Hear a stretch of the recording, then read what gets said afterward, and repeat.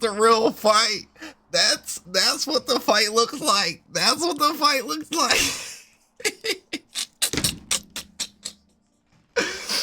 Oh my god.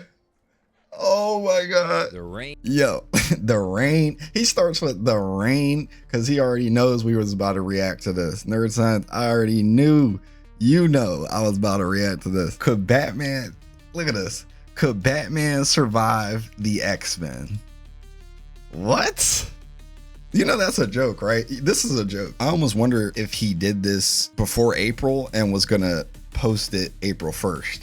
Because this is clearly an April Fool's joke. It's not even April, Nerd Science. It's not even April. Let me know down in the comments below right now what you guys think. Could Batman survive the X-Men? Hell no. Hell no. There is no way. The X-Men...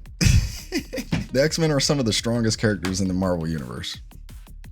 Just like that. And I know DC is like really godly, but when it comes to X-Men going up against Batman, he stands no chance. Yeah, I'm sure Batman might bring some of the Bat family with him, but it still won't matter. It still won't.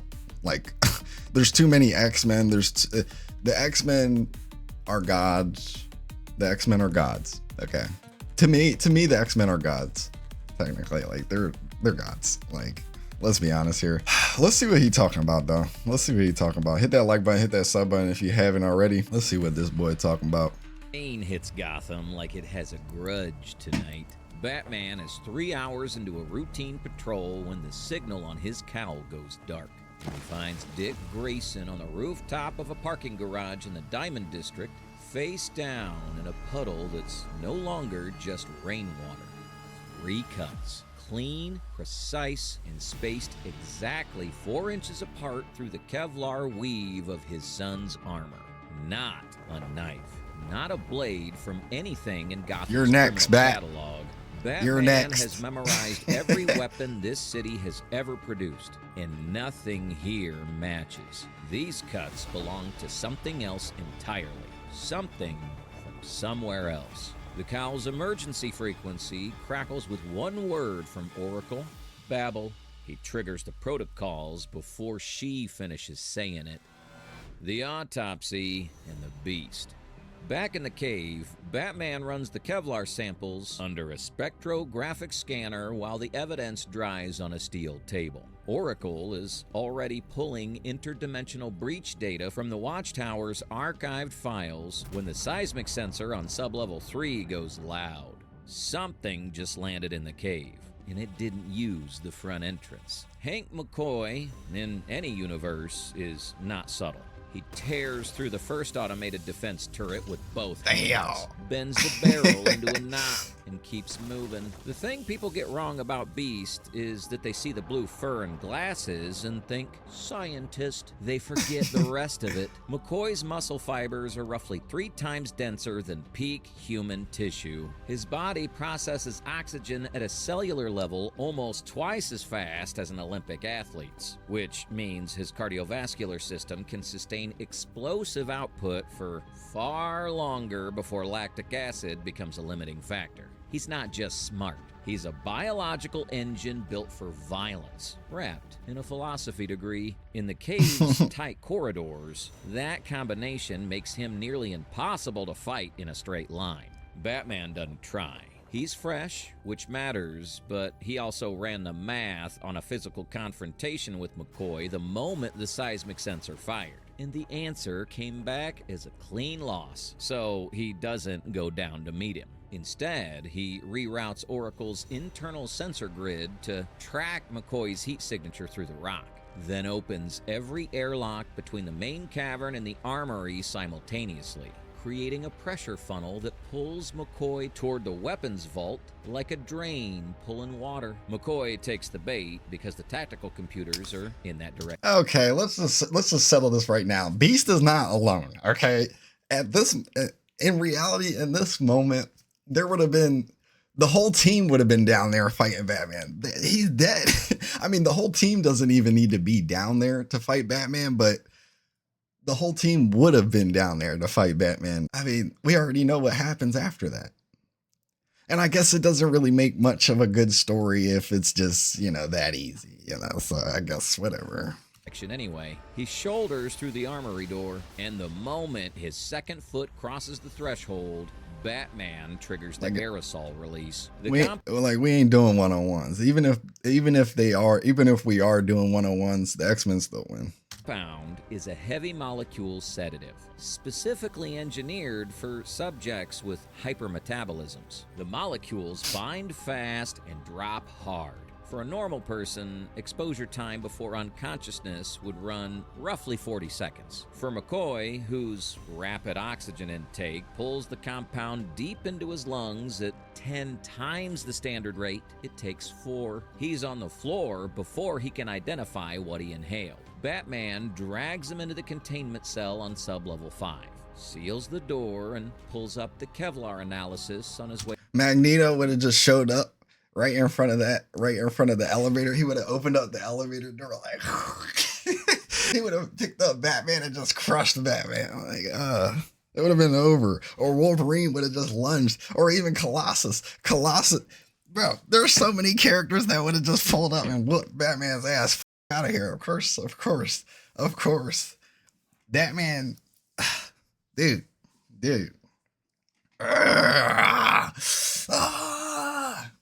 Back to the elevator. Survival tier S. Clean, efficient, 0 physical cost. Batman used the cave the way a chess player uses the board, and McCoy never had a move.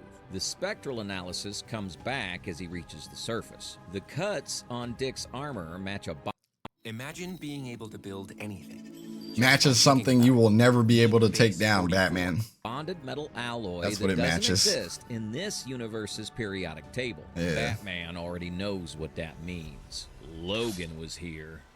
Logan was here. The leader.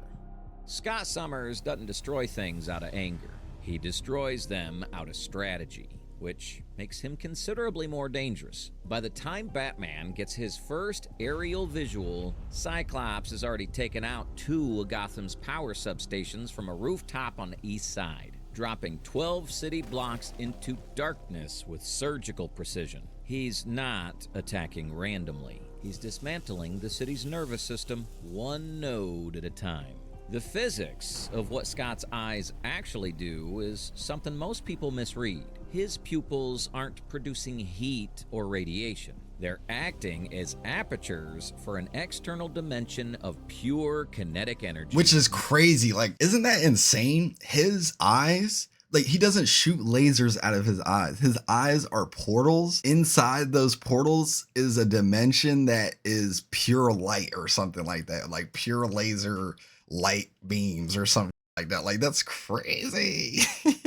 Meaning every blast is a concussive force, not a laser. The ruby quartz in his visor doesn't filter the energy so much as it regulates the aperture, giving him control Just over gives it what direction. would otherwise be a constant, uncontrolled discharge. Right. Batman takes a graze hit from a wide beam discharge while closing distance He's on dead. the rebel line. He's dead. It clips the left side of his rib arm. Yo, let Cyclops take that shit off. It's over. And cracks 2 of the reinforced plates clean through. He lands hard, breathing carefully, and recalibrates. Alfred's drone is already in position 3 blocks north, broadcasting a looped thermal signature that reads as Batman's body heat moving toward an abandoned glass fabrication plant on the waterfront. Cyclops attacks it. Of course he does. He's a tactician. Inside the plant, floor-to-ceiling industrial mirrors line every wall. Cyclops fires once to clear the entrance, and the beam splits into 7 unpredictable ricochets that force him back to duck his own shot. In that half-second of chaos, Batman's EMP drone drops from the rafters and fires a localized high-frequency pulse directly at the visor's mechanical housing. The servo mechanism fuses. The visor locks shut. The kinetic energy behind Scott's eyelids has nowhere to go.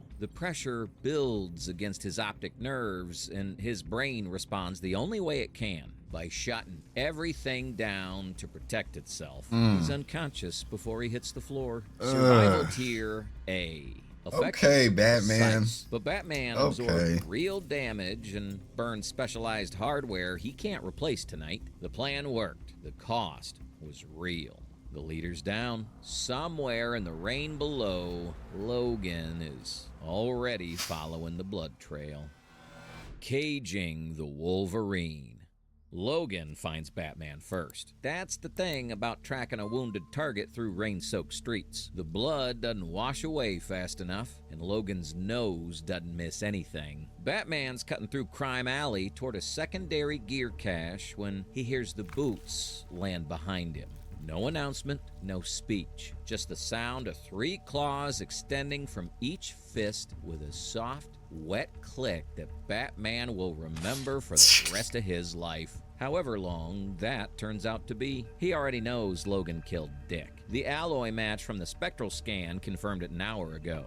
He files that away because grief is a luxury, and right now he has maybe 4 seconds before Logan closes the distance. Adamantium is worth understanding if you want to survive it. The alloy bonded to Logan's skeleton is essentially indestructible under standard thermodynamic stress, meaning it doesn't bend, crack, or fatigue regardless of impact force. What that does to Logan's body is counterintuitive. Those bones weigh roughly 40 pounds more than a standard human skeleton, which should make him slower. Instead, his healing factor compensates by running his muscle tissue at a constant state of near maximal repair, meaning his body is perpetually recovering from the strain of carrying itself. He doesn't get tired the way humans do, he just keeps coming. Batman can't out-endure that. He's already running on cracked rib plates, 1 compromised shoulder from the drone deployment, and a left arm that's starting to shake from the Cyclops. Where's Professor X? Batman. He's dead. He's dead. If Professor X just gets into his brain, like, it's over. Cyclops graze. Every dodge costs more than the last. Logan slashes low. Batman rolls right and comes up a half-second slower than he should. And the next strike catches him across the left shoulder. Shallow, but real. Cutting through the outer weave of the cape and drawing blood. Batman lets it happen.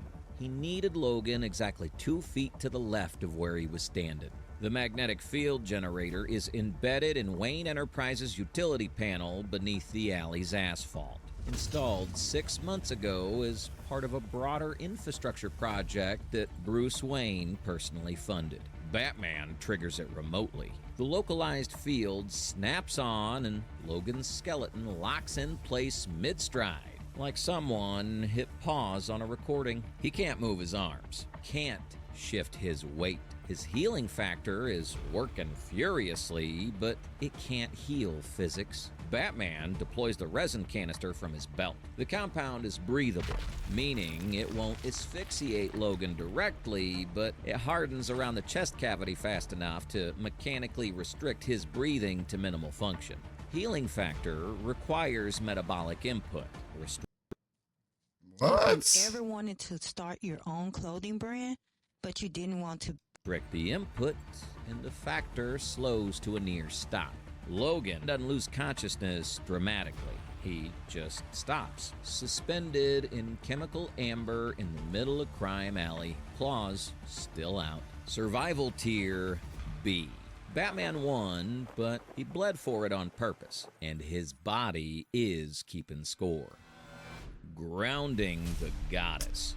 The storm. Don't tell me Batman's gonna beat Storm too. Don't tell me that. Announces itself before He just called her a goddess. Batman's 3 blocks from the alley. The barometric pressure drops so fast his ears pop, and the temperature. Iceman. Where's Iceman at too? Bro, there are so many characters I forgot about. Like that. Oh my god.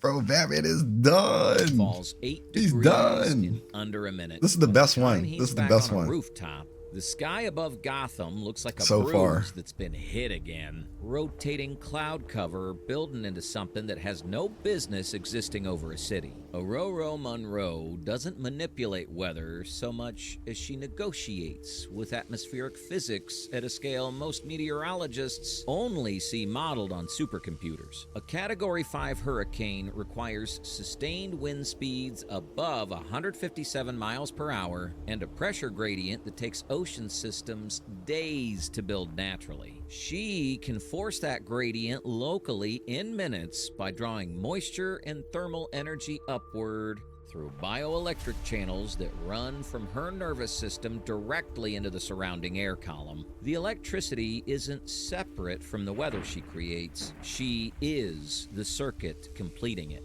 Batman gets the Batwing airborne and drives straight. She hits Batman's Batwing instantly with a lightning bolt. It falls down, and then she just electrocutes the Batwing while he's in there, and then overloads it, explodes it, and Batman dies in the explosion. That's it. That's it. It's over. And drives straight It's into the over. forming eye wall because there's no angle of attack from the ground.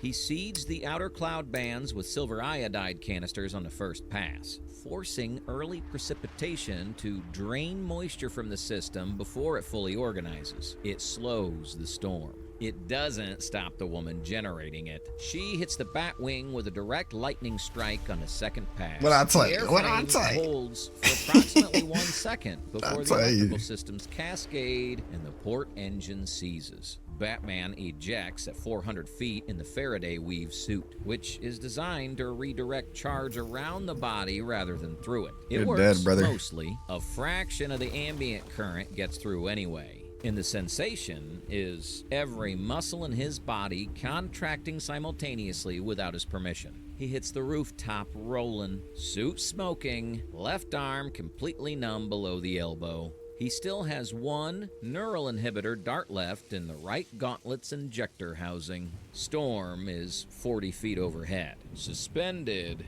in her own wind column. And she's looking down at him the way people look at things they've already decided are finished. Batman fires the dart upward on pure mechanical reflex, arm movement driven by the suit's servo assist because his muscles aren't responding on their own yet. The dart catches her in the side of the neck. The neural inhibitor severs the brain's signal chain to the autonomic nervous system inside 6 seconds, and the bioelectric current. Yeah, like she couldn't just use the hurricane winds or whatever to just push the dart away or something. Like, come on, come running through the on. atmosphere collapses with her. The rain keeps falling. It's just rain now. Survival tier C. The Batwing is gone. The suit is compromised, and Batman's left arm is operating at roughly. And you still got 30%. plenty more 4 X-Men to down, go, brother. 1 left. No. Mind track.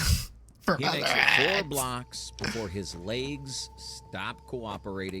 Batman goes down on one knee on the roof of a parking structure in the Diamond District. And for Batman, a moment, get me a the pizza. only sound is rain and his own breathing, which is coming out wrong, too shallow, too fast. His left arm is dead weight. His shoulders bleeding through the cape liner. The cracked rib plates are grinding against each other every time his chest expands. That's when Xavier finds him. It doesn't feel like an intrusion at first. It feels like tiredness, which Batman already has in abundance, so he doesn't catch it immediately. Then the parking structure dissolves, and he's standing in Crime Alley at age 8, and his parents are falling. And the sound the pearls make. It's over, dude. It's over. Hitting the pavement is exactly right, which is how he knows it's not a memory. Memories don't have perfect sound design. Xavier is reconstructing it from the source material, pulling Bruce's worst architecture apart brick by brick and rebuilding it into a cage. huge. Telepathy maps onto real neuroscience closer than most people think. The brain runs on electrochemical signals, and those signals produce measurable electromagnetic fields outside the skull. What Xavier does, in theoretical terms, is force external electromagnetic frequencies to override a target's native brainwave patterns, essentially jamming the gap junctions between neurons with a signal the brain reads as its own. The stronger the broadcast, the deeper the override. An exhausted brain, one already running on stress hormones and pain signals and almost no glucose reserve, offers almost no resistance. Batman knows this because he built a countermeasure for it 3 years ago and never hoped he'd need it. The cowl's inner lining carries a synthetic dampener, a compound reverse-engineered from Scarecrow's fear toxin research that disrupts incoming electromagnetic synchronization. It's been active since Batman left the cave. The problem is Xavier's strong enough that it's slowing him down, not stopping him. The trauma loop keeps running. Yeah, I'm about to say that I did not know that Batman had that. Professor X is strong. Like, he could definitely get through that. Pearls keep hitting the pavement. Bruce can feel the mental architecture starting to buckle. So he does the thing the contingency plan calls for and desperately hoped it wouldn't come to. He injects a microdose of concentrated fear toxin chemistry directly into his own bloodstream through the gauntlet's internal needle housing. The cowl's dampener catches the feedback and redirects it outward along the telepathic connection. Xavier came in looking for trauma. He gets it unfiltered. Bruce Wayne's raw fear amplified through a chemical accelerant and fired back down the psychic wire at full volume. The professor's brain severs the connection in under 2 seconds to protect itself. That's the only move left when your own signal becomes the threat. Batman opens his eyes. He's still on the roof, still bleeding, still broken. Survival tier D. Wow. He's alive because he turned himself into a weapon against his own mind, and that's the least heroic sentence he's ever had to accept. Wow, dude. Oh, I mean, 5 containment cells hum in the lowest level of the Batcave. Gods in cages. Batman kept his rule, saved the city, and reduced himself to something he doesn't have a clean word for. If that line between protector and monster still exists, he can't find it tonight. Drop a comment below telling us where you think it went. And subscribe for more fictional science breakdowns every week. Dude. I'm impressed. I'm impressed. I really am. But, you know, again, he doesn't survive this because where's Iceman? Where's Jean Grey? You know, where's Rogue? He didn't bring those characters because he knew this would have killed Batman. I mean, regardless, just Wolverine would have killed Batman. If you guys do think Batman survives the X-Men, please just tell me why. And don't tell me because Nerd Science just showed us this goddamn breakdown. Give me your reason why. Like, because there's no way. There's no way Batman survives this at all. You know we had to do our own simulation. I almost forgot. Here we go. Look. Here we go. What I tell you? What I tell you? What I tell you? Bro, we didn't even have Cyclops in this joint. Storm. Oh, wait. Yeah, we did. Damn. Cyclops beamed Batman from all the way back there? Damn. Bro, he scorched his nuts. God. Scorched his nuts off. This is the real fight right here. This is the real fight. We're gonna do it one more time. We're gonna run it one more time just to make sure that was right. I'm pretty sure that was right. I don't even think Storm was even able to get over there before Batman was cooked.